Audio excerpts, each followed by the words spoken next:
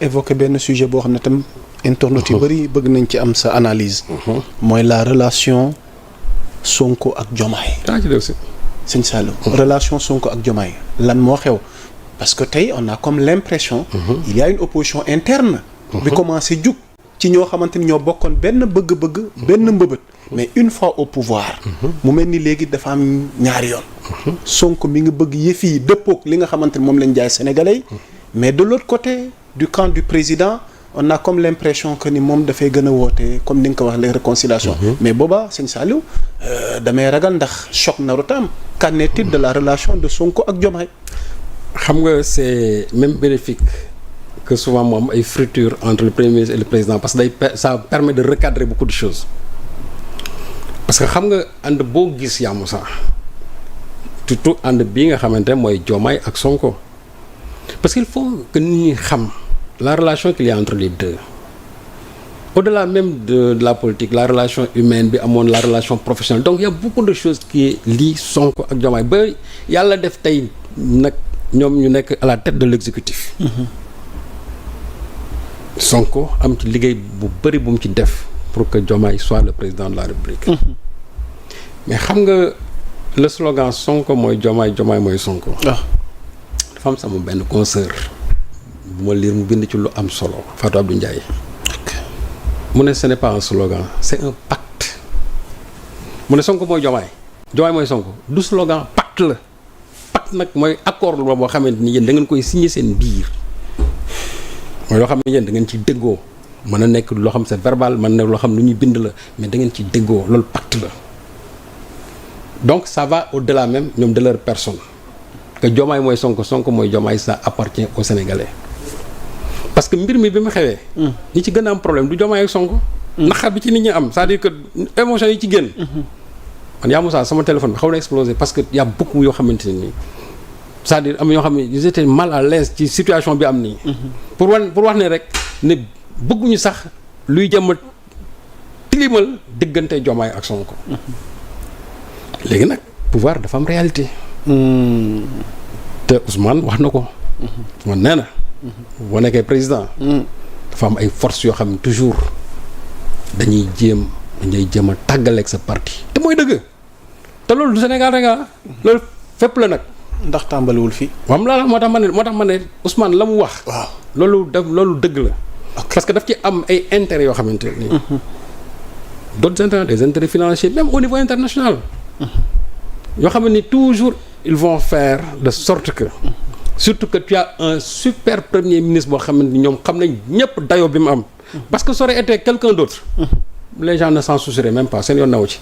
et parce que c'est Ousmane Sonko te xam nañ l'esprit souverainiste de Sonko te ñu xam Sonko nan la mel par rapport à ce projet là ak Sonko lu muy conseillé ci ñoom ci seen i obstacle pour seen i intérêt mais ku mel noonu mais da ngay liggéey pour jëlee ko fii te lobby yooyu ñoom ci seen logique lañ système boobu non ñooñu seen logique lañ nekk yaa Moussa c'est-à-dire que dinañ def le tout xool ba dégager la te fu ne nag lañ lay jaar mën nañ jaar say xarit mën nañ laa jaar au niveau international mën nañ la jaar ci say soxna mën nañ la jaar ci say sëriñ mën nañ la jaar fu ne pour tàggale la ak ki nga xamante ne moom lañ peuple bi sësale ak yow. ça devient sérieux là. moom laa la wax non c'est-à-dire que c'est des choses yoo xam ne il fallait s'y attendre man day loolu mos naa ko xaar am na ku ma ci mos a waxtaan ma ne ko. duo bi li muy rafet. attendez-vous à ce que les gens vont se battre. xam la nit ñi dinañ xeex pour tàggale leen ça peut être même au sein de leur parti même au sein de leur parti mën na sax loolu mën na faa am te je ne l'exclus pas. clan yi tàmbale na de. noonu même gis nga au niveau international. te loolu lu ma xam la. loolu nag du lu ñuy wax ci penc mi premier ministre mënu ko wax même au niveau international am na ci pays boo xam il s'est beaucoup activé pour séparer Diomaye ak Sonko. te doy sëñ Saliou. billaay laa wax. un pays à l'international pays laa la wax pays qui s'est activé. beaucoup un pays qui s'est beaucoup activé pour tàggale Diomaye ak Sonko. billaay yàlla mën na seede li may wax. à quelle fin. xam nga non à quelle fin mooy li Sonko waxoon c'est-à-dire que si Sonko est dégagé Diomaye maintenant est à découvert c'est-à-dire que ñoom ils vont le manœuvrer comme ils veulent. boobaa le mythe va tomber. waaw c'est en fait ce qu'ils veulent. parce que ñoom seen i intérêt c'est pas l'intérêt des Sénégalais.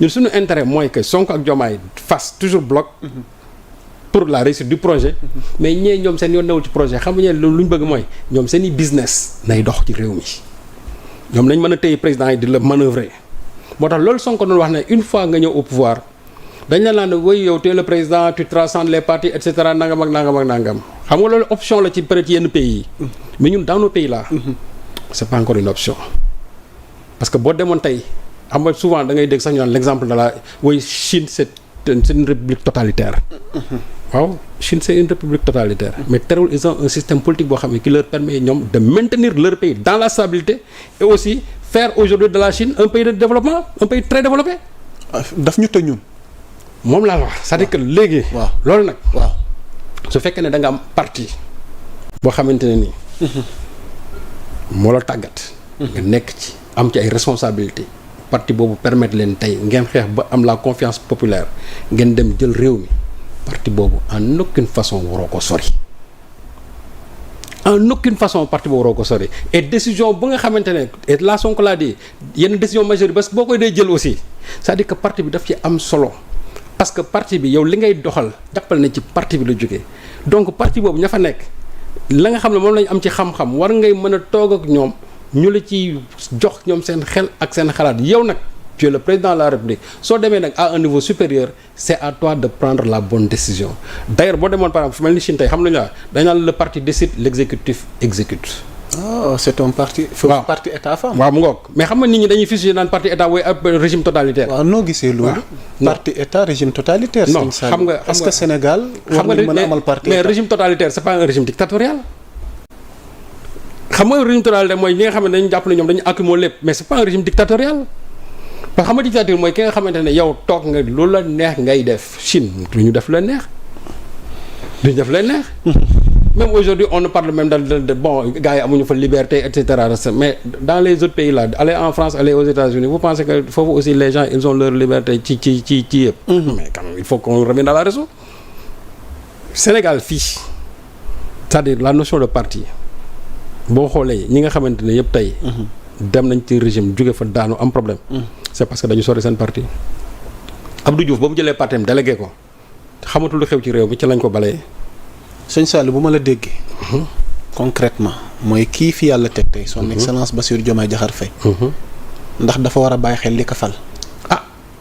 bu soree ngir ëllëg gi ñu jëm. bu soree parti bi. waaw parce que dama bëgg nga tënk parti boobu ndax am na yeneen points yu ñuy xaar ci seen relation bi. su soree parti bi coow li bëri na. su soree parti bi. waaw jàppal ne mandaam dina sooxe trop dina am problème parce que parti bi mooy ndëgër laayam. ok parti bi mooy ndëgër laayam c'est-à-dire que parti bi moo ko indi tey fi mu toog c'est pas les lobbies financiers c'est pas la société civile ak yooyu déedéet parce que ñooñu bala même solo doon xool ñooñu ils se sont toujours battus pour que le PASTEF n'accède pas au pouvoir système yi fi nekkoon une part de la société civile ak ñenn yi nga xam ne c'est les lobbies financiers yi nga xam ne ñoom système Macky la ñuy soutenir woon ak yenn pays yi mais ils sont toujours battus pour que le PASTEF n'accède pas au pouvoir PASTEF li ko indi mooy son parti bi ancré maintenant dans les masses ñooñu ñoo tax Pastef tey egg ci pouvoir bi même les médias étaient dans ce combat. moo tax ba leen Sonko di wax ne leen yéen tey médias yi indiwuñu leen fii. xanaa les médias sociaux mais les médias mainstream là indiwuñu leen fii donc loolu lu war ngeen xam moo tax pour moo wax ne parti dafa am solo boo gisee Mamadou Dia problème bi mu amoon ak Senghor loolu ci la woon Mamadou Dia boo ko mosaan wax il te parle de la primauté du parti naan la li nga xamante ne. décidé wuñ ko ci parti bi un groupe de députés mënuñoo xëy na dañ koy décider. ça signifie que parti dafa am solo parce que les grandes orientations yi. yu ci bëri dafay jóge ci parti bi. ñun suñu démocratie man jàpp naa ne noonu la war a solo cela ne veut pas dire que quand on parle d'état pastéfien ou bien je ne sais pas l'état du Pastef mais lii Sonko wax man jàpp naa ne mooy da su fekkee ne yow da nga ñëw nguur les points c'est-à-dire les postes stratégiques yi nga xam ne moo leen mën a permettre yow sa projet boobu nga jaay nit ñi ba nit ñi jënd ko nga doxal ko mais say nit nga fay teg logiquement say nit nga fay teg cela n'exclut pas que am nga say alliés war ngeen mën dugal non man je suis toujours pour l'ouverture mais daf ci am man jàpp naa ne ay points clés yoo xamante ne nii da nga fa war a teg soo fa tegul nit aussi nga teg fa au moins un homme politique ou bien une femme politique. Je prends par exemple le cas de la justice moi je n'ai rien contre Ousmane Diagne c'est quelqu'un que j'aime bien. ok mais imaginez Ousmane fi mu nekk tey. bu fa une femme comme Mimi Touré nekkoon kon du demee nii. Mimi Touré. bu fa newoon tey. man jàpp naa ne demee nii. te man xam naa ne Mimi Touré tey buñ ko tegoon foofu. duñ ci teg 2 ou 3 mois duñu enclencher procédure pour mën a woo Macky Sall ñëw déglu ko ci li xew ci réew mi. Sëñ Sall pourtant Ousmane Diagne est réputé être un excellent magistrat.